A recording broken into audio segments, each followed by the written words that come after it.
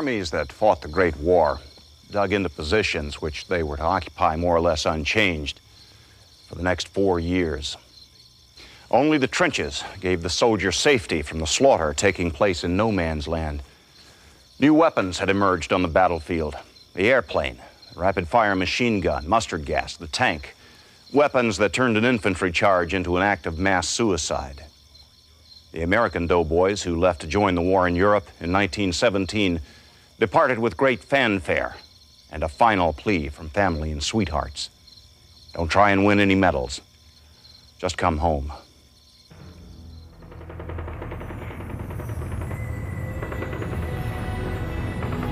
I know most of us thought that we might not make it because every time we went into battle, we knew we weren't all coming back. That's for sure. You're never all coming back. Somebody's going to get it. No battle ever, but everybody comes back.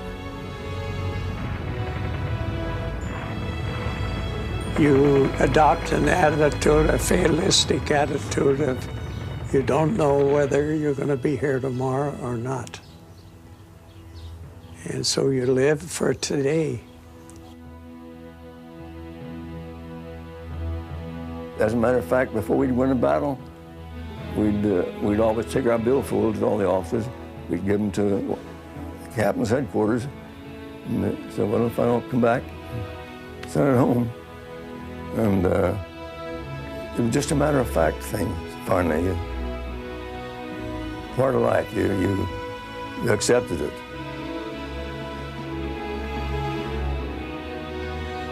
You just do your job and take care of the enemy to keep him from getting you or your buddies. These men were asked to join a crusade and to make the world safe for democracy. But in the killing fields of no man's land, these men found little security in the fancy words of politicians. Their survival rested in the hands of the soldiers who shared the insanity and the suffering of the trenches. The only men they could trust were the men at their sides, their buddies. They called themselves that during the war. It's a word that acknowledges that we have a special kinship, that we have a special relationship. And it meant something good. It meant you can trust me, I can trust you. Hey, buddy, how is it up front? It's hell up there. Keep your head down. So it's a way that you appeal to another person by saying we share a kinship. The kinship is common suffering.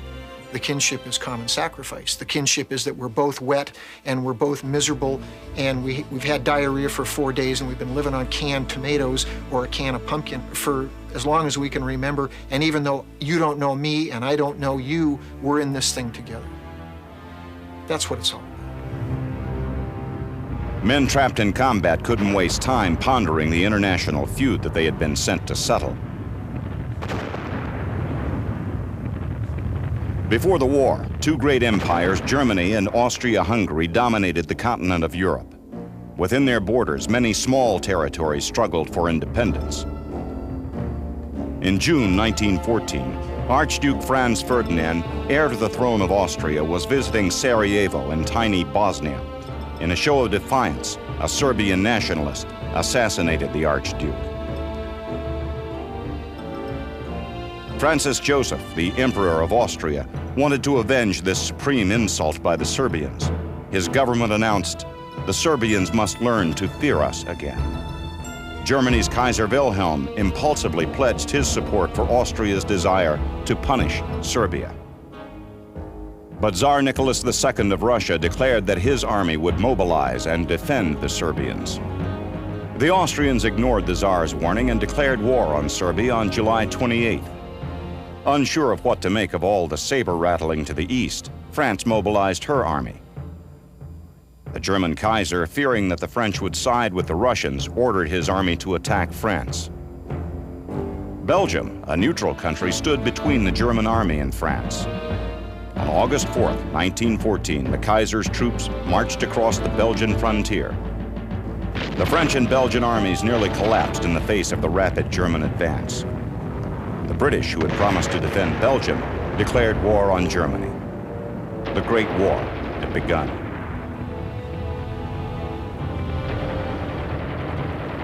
It was a war to the death.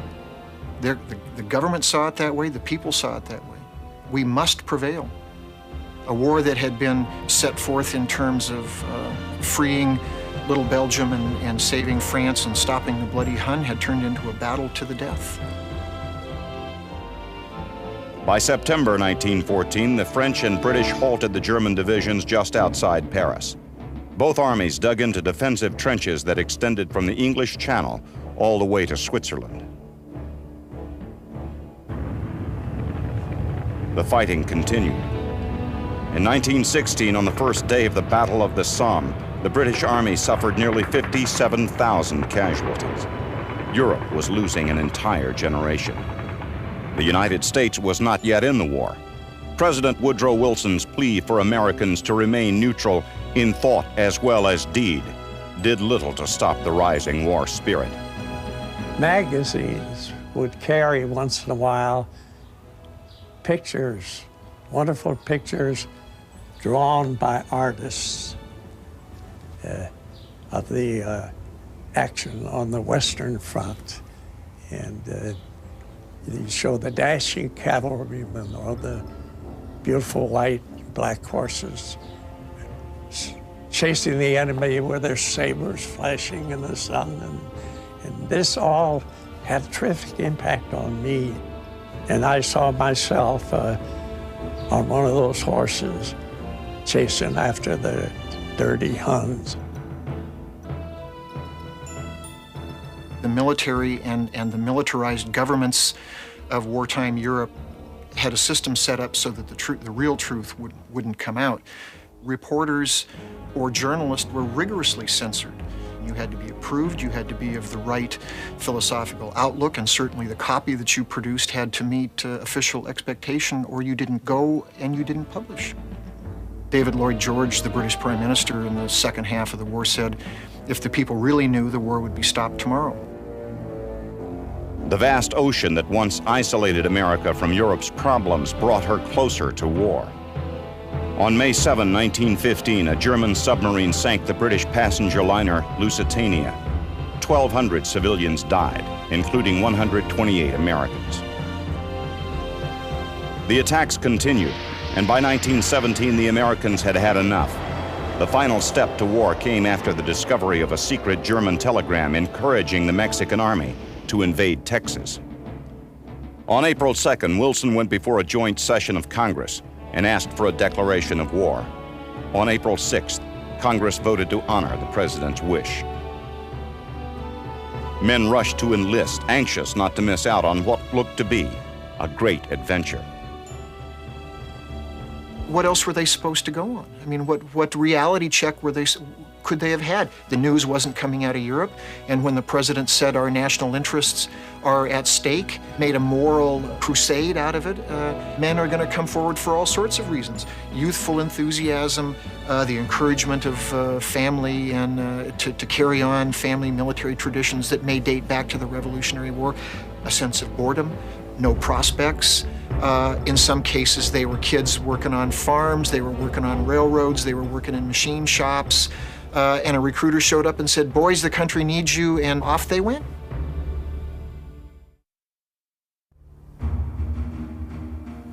Well, war was declared April the 6th. Well, next day, my dad said, when are you going to enlist? At the breakfast table. I said, enlist? I hadn't thought about it. Well, he says, don't wait too long, your country needs you. So I went down next day and enlisted. Only reason why I wanted to join was to be with my buddy. If he's going to join the Army, I was going to join too. He said, you can't join the Army, you're too young. I said, well, I can lie, can't I? Well, if you get by with it, okay. So I did. That's how I got in. I was 21 years old. I knew damn well I'd be drafted if I, in no time at all. And I had an acquaintance in the Nebraska National Guard. So I thought, well, that better than wait till the draft. I'll join the National Guard and be with people I know. I signed up the 6th of April, the day they declared war. And I went down to Paris Island, South Carolina, for my training. Every one of us was in as volunteers. Hell, they come into the Marine Corps like bees in a hive.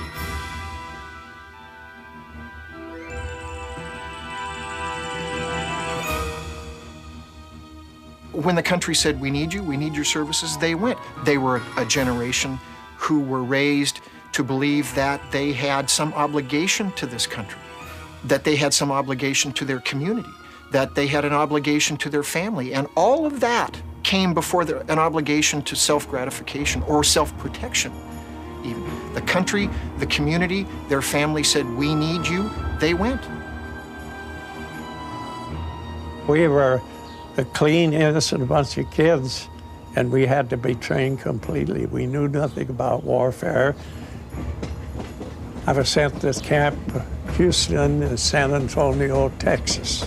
Got my uniform and everything, and we learned how to build trenches and fire steps and how to build them out of nothing, just dig them up out of the dirt and get support. And we had to in those days. It was dig a hole was one of the first things you learned to do. We had to build our camp. We were lumbermen, woodsmen, for nearly 60 days, cutting down pine trees and leveling off ground.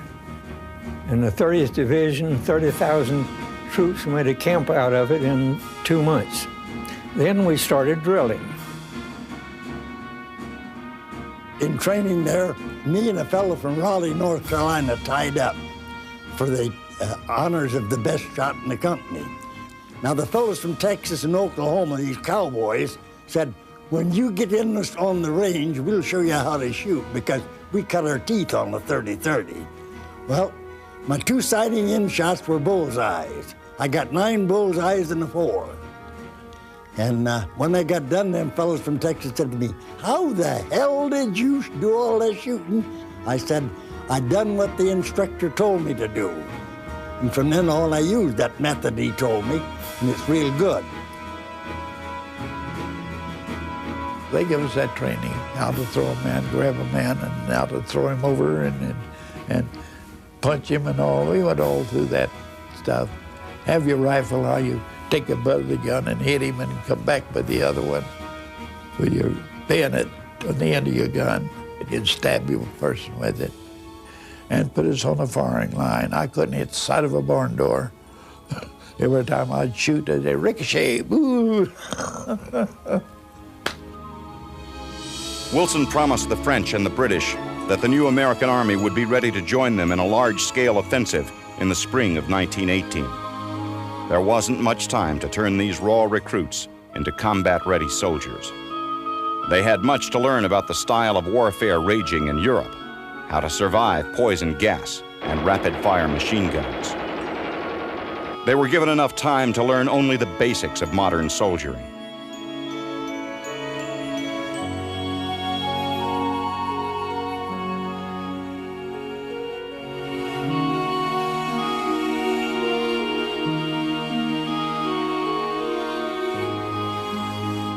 As soon as they were outfitted and deemed fit for action, the men received orders to travel overseas. So I took off for division headquarters. I went in there and the guy says, you're being transferred to the 42nd Division for overseas duty at Camp Mills, New York. Be ready to leave in 2 hours. And I packed up and we were off for New York. French and British generals urgently needed men to fill out the ranks of their depleted armies. They wanted to break up the large American force and use the new soldiers as replacements. General John J. Blackjack Pershing, commander of the Allied Expeditionary Force, disagreed and fought to keep the American Army intact. Pershing certainly has gone down in the lore of the American Expeditionary Force as probably the right man at the right time, a man whose time had really come, a man of iron will, a man of iron discipline, a man who was not willing to compromise on any point, moral, military, tactical, strategic, as he saw it. He had been given that authority by the President of the United States, and he carried it out to the letter. he was the right tool for the right job at precisely the right moment. In June, just 2 months after Congress had declared war, men of the 1st Division shipped out for France to join the fight over there.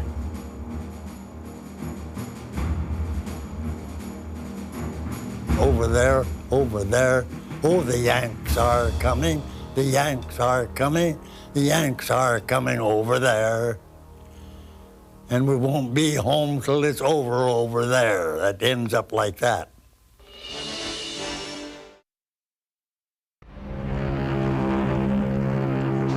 More Americans followed the 1st Division across the ocean. A giant passenger liner like the Leviathan, converted to transport troops, could deliver 12,000 men in one trip.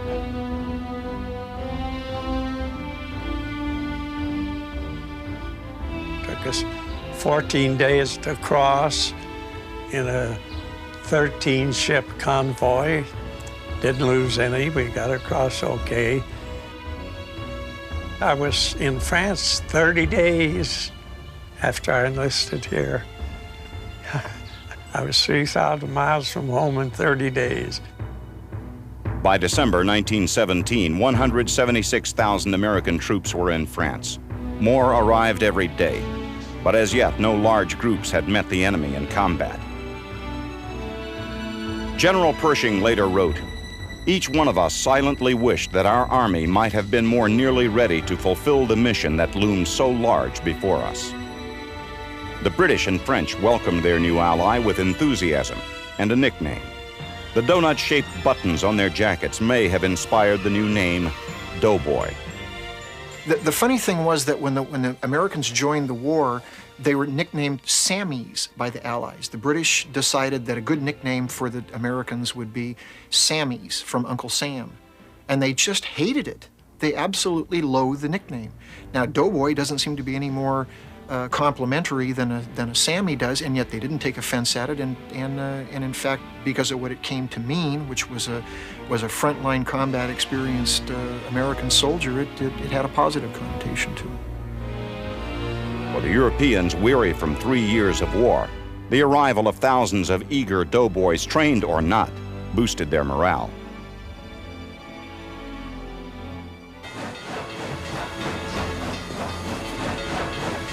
Americans came on the scene and they were tall. They were, for the most part, that was the impression of the Europeans. They were tall, they were energetic, they were naive to a fault. They said, let's screw the training, let's get about the business of kicking Kaiser Bill's butt. Pretty hard to keep those kind of people down.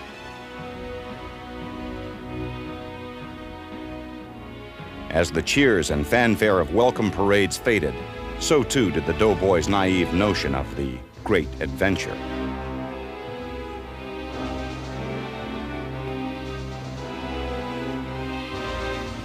I never saw the beauty of France.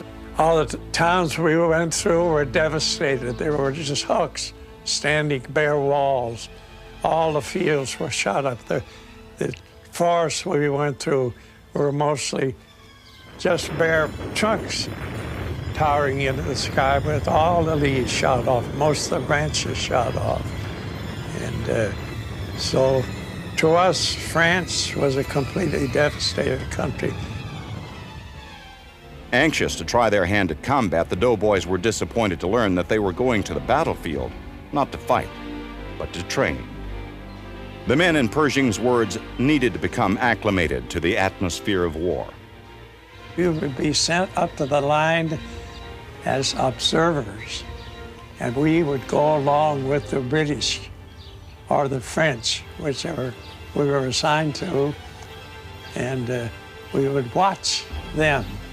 And we didn't participate unless we were attacked. Of course, then we would do our best to shoot at the enemy. But we were students, actually. Those of us who had been in the trenches up there with the British had one hell of a time, because our troops, when we went in that trench in the middle of the night, pitch black, couldn't see anything out in front of you. They were all nervous and didn't know what to do, and here we're going into war, and started firing their rifles. They just kept standing up there shooting out into the darkness. And all I did was run up and down the trench so I had to stop them. They were missing experience. You take a French soldier who has been in the trenches of the Western Front from the Artois in 15, Champagne in 15, Verdun in 16, the Somme in the summer of 16, his British Commonwealth counterparts, British Canadians, Aussies, New Zealanders, South Africans. What did they see in these guys? They saw big, clumsy, naive people who didn't have sense enough to drop down when a shell came over, when a machine gun started firing. They didn't know where to pick the weak spot in the barbed wire. They had no idea about encircling machine gun emplacement. They simply waded into them. Germans came over and gave them a couple bloody noses. They raided the 1st Division, raided their trench, got in, took prisoners, killed the first Americans, bloodied their nose a little bit. And the attitude in the 16th Infantry, which was the regiment, the Company F of the 16th Infantry that was raided, they said, well, we're new to this game. That's the way it's going to be. We'll learn.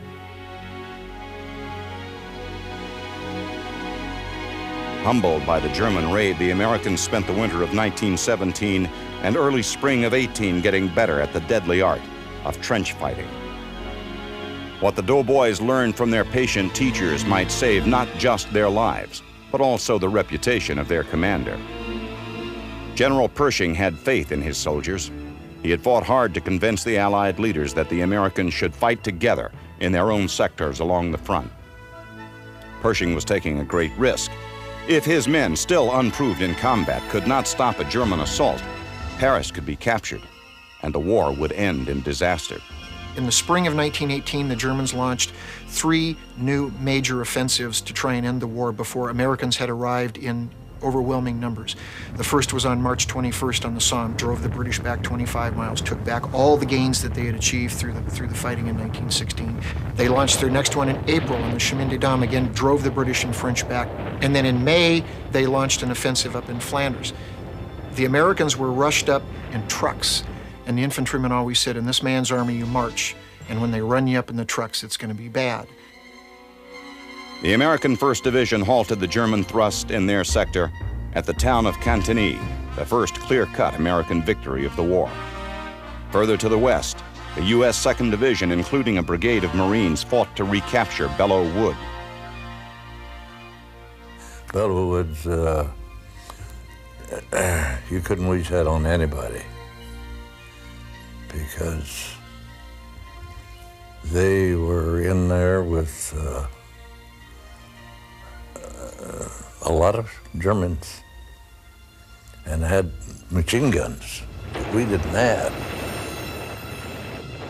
I was afraid, I'll admit it, I was afraid a little bit. But as soon as I got up there and got to shooting, I lost all that there, and I'd done what I was trained to do. That was kill Germans.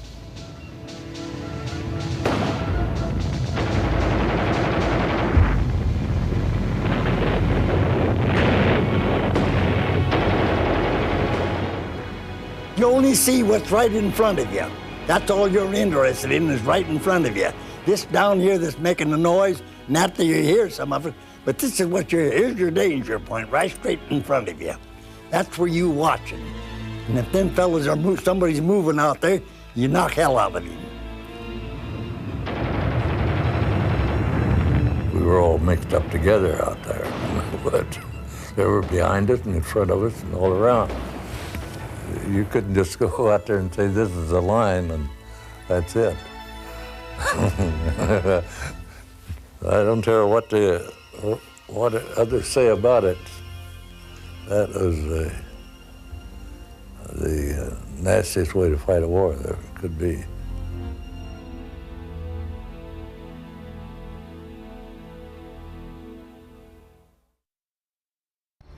Captain John Thomason, a combat artist and historian, fought with the Marines at Belleau Wood, June of 1918.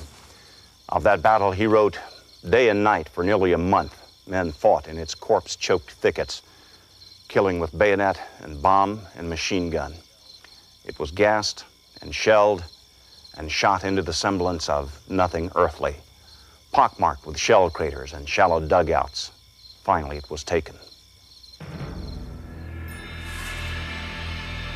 Any doubts that the Americans could fight vanished when they stopped the German offensive at Belleau Wood.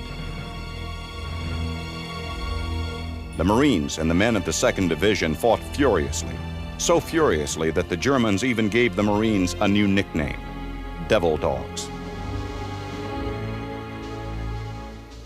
This was a divisional operation in which the Americans went from being on the defensive with the Allies to being on the offensive. Defensive to offensive. And that was going to be the primary American experience for the remainder of the war.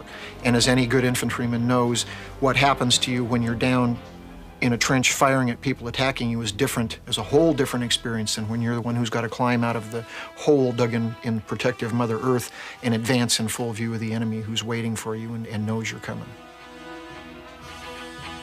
You're living in this special world, a soldier's world, where nothing matters but survival. You don't think about killing a man per se, in that killing him. My reactions was just an object.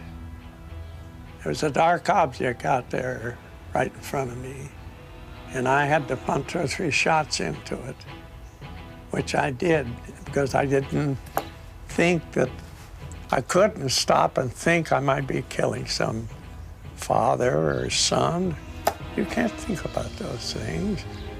It's either him or you.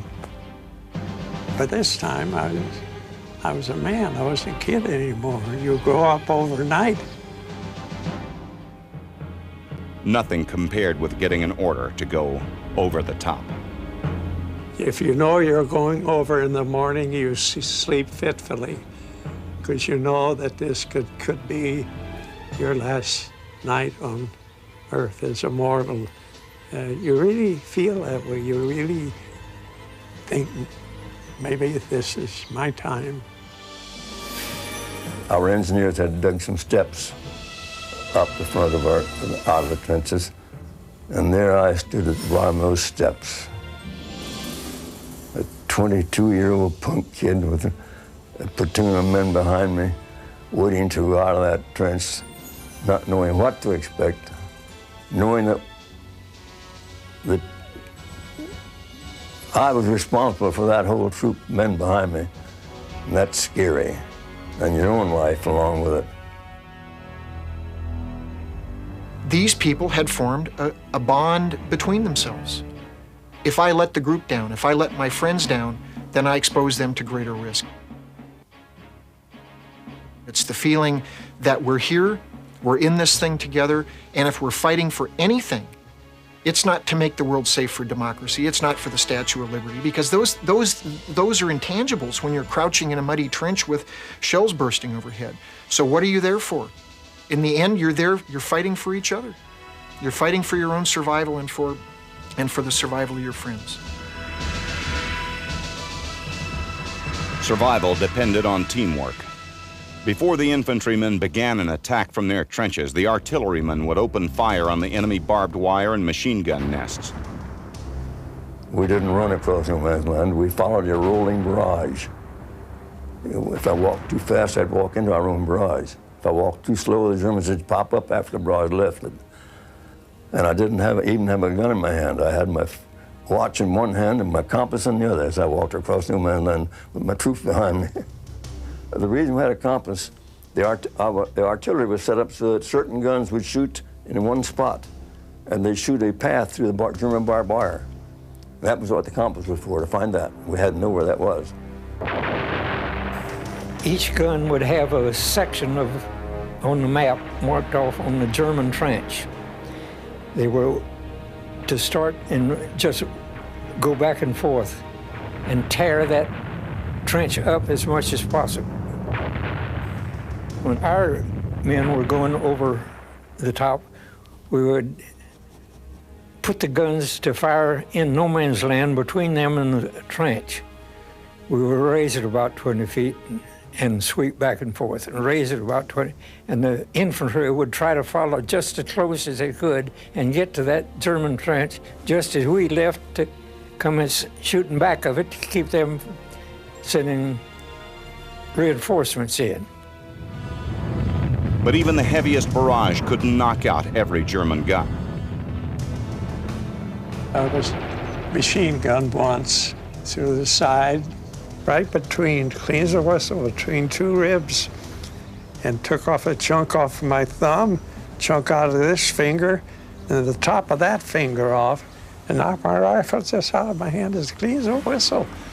And I wondered at first, what'd I do? Or how'd that happen? I didn't even know I was hit. And then I thought, oh boy, was I lucky. I picked my rifle up and kept on going. I did know that I was wounded. Then later on, I got real wet in my drawers. And I thought I'd peed in my pants because I was so scared, but it was the blood running down my legs, running down my side, down my leg. Because machine guns and artillery pieces could be heard or seen, they could be targeted and knocked out. The most feared weapon on the battlefield was silent and invisible and killed without warning: poison gas.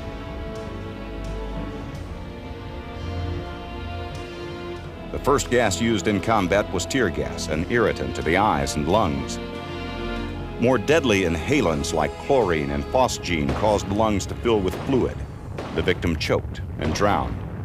The gas mask became an essential part of life in the trenches. The masks were tight-fitting, they were hot. You had to breathe through a tube that was filtered through a canister, so it made any sort of physical activity very trying. And to wear them for hours on end was a strain on the nerves, which is precisely what the Germans had in mind. Precisely what the Allies had in mind when they gassed the Germans as well.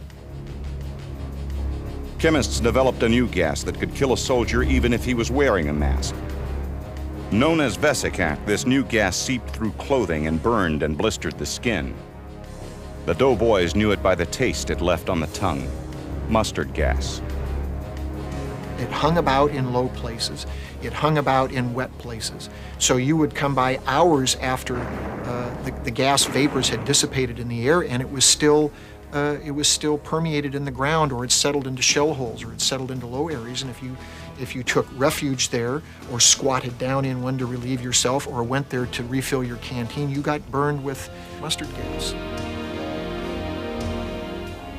I was in a depression, laying down, using the telephone. The line went dead. It was my job to go find the break. The line was just laying on the ground. I picked up end and started to find the break. I got there, and I got a whiff of mustard gas, my first, and I thought I had a fatal dose. I got my mask on and laid down, found the two ends of the wire and splashed them.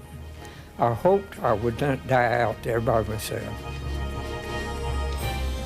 The gas, we dreaded the gas, because once the gas got into your eyes or your nose, or you were a dead duck so far as any more action is concerned, because you couldn't breathe, you couldn't see. Your eyes would flow like a faucet. The water would just run down your cheeks. And you think you're a goner, you choke, you can't see, and you burn to be hell. You can just think you're gonna die right there. It's a terrible feeling. It's a lot worse than a bullet.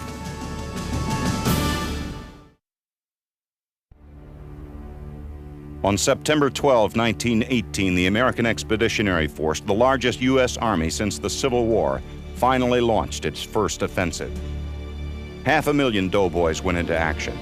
Supported by over 3,000 cannons and 100,000 French troops, the Americans attacked a bulge in the German line at Saint-Mihiel. The campaign reached most of its goals by the end of the second afternoon, a pleasing birthday present for Pershing, who turned 58 that day.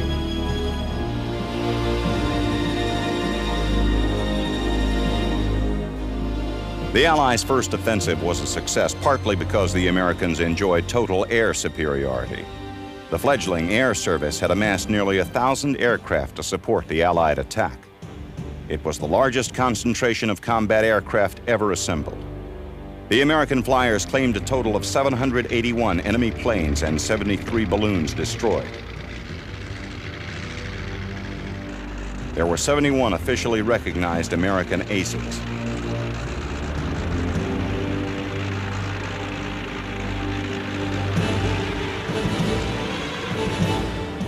The highest score belonged to Captain Eddie Rickenbacker, a former race car driver, the native of Ohio, gunned down 26 enemy planes.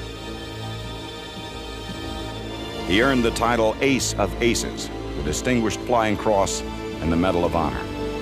On September 26th, Rickenbacker took command of the 94th Aero Squadron, the famed Hat in the Ring, the same day that the Allies launched their largest offensive. 600,000 Americans emerged from their trenches to push back the Germans along a 24-mile-long portion of the line between the Meuse River and the Argonne Forest. The Meuse-Argonne offensive was not a swift victory. The fight dragged on for weeks, exacting a heavy toll from both sides of the line.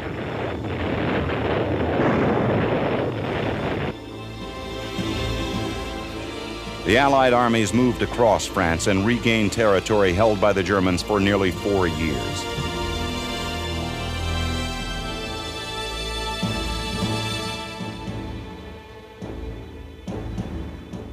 A week into the offensive, an entire battalion was in danger of being cut off and annihilated by desperate German defenders. But overwhelming Allied numbers gained the advantage.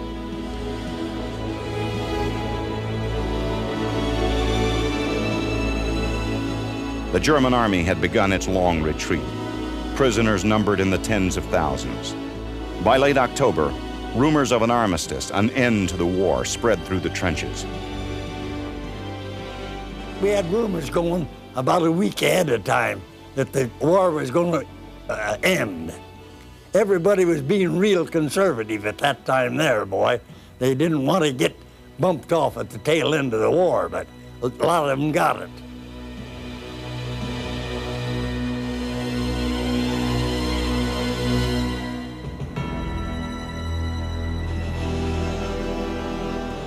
At 5 a.m. on November 11th, a German delegation met with the French officials and signed an agreement to surrender. The word was passed. By 11 a.m., the fighting would stop. Guy come in there early one morning. He tried to push me. He said, Bradley, he said, come on, get up. He said, we got some good news. And I jumped up and I said, what? He said, the war's going to be over. I said, come on, start kidding somebody. I don't think the war ever yet. And so I did. I got up right quick and dressed. And we went outside. And we just standing, we just kept waiting. We know what's in our clock like this. No, you kept boom, boom, boom, boom, boom, boom, boom, boom, boom. We just kept it going. And at 11 o'clock, just like that, everything stopped. It felt to me just like the world had stopped. Just stopped turning. The silence actually hurt your ears for about 30 minutes because you had been used to so much noise. Everybody threw their hats up in the air and they hollered. We screamed. It was a wonderful feeling. Now, that's one you'll never forget. But, the first thing that come in my mind, I want to go home.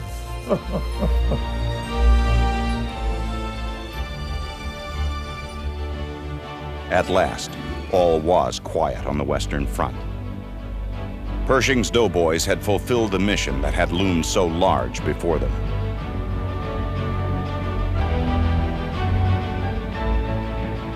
In 6 months of fighting, nearly 50,000 Americans died, the same number killed in 7 years of war in Vietnam. Uncommon courage produced 123 Medals of Honor, 32 of them posthumous. A Tennessee rifleman won the nation's highest award during a patrol in the Argonne Forest. Alvin York single-handedly knocked out half a dozen machine guns and captured 132 Germans. The country celebrated his bravery and the victory of all the soldiers, sailors, and airmen with a great parade down New York's Fifth Avenue on September 10, 1919.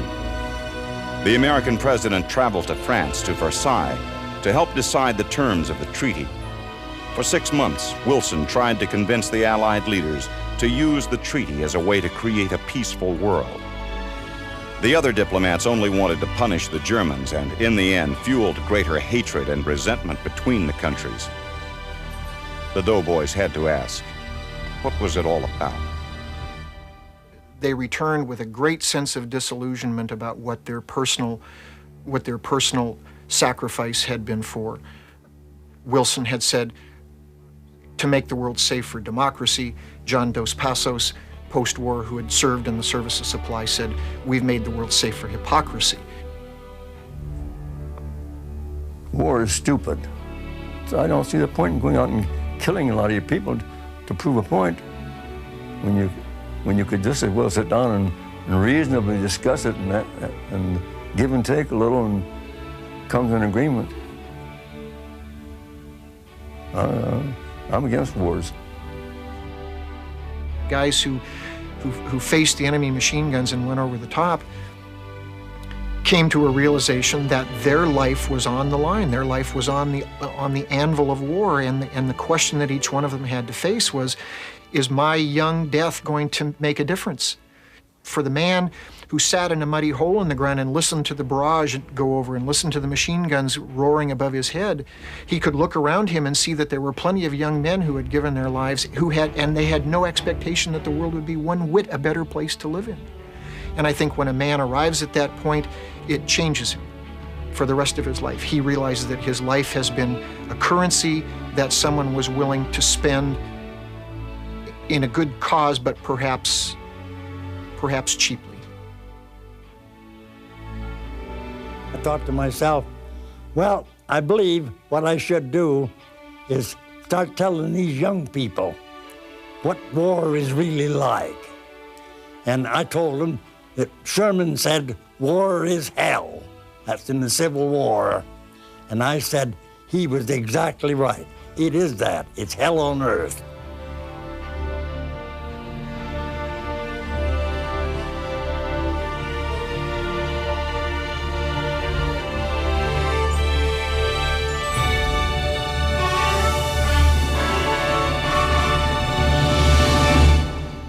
America hailed as heroes Yanks like Alvin York and Eddie Rickenbacker for acts above and beyond the call of duty.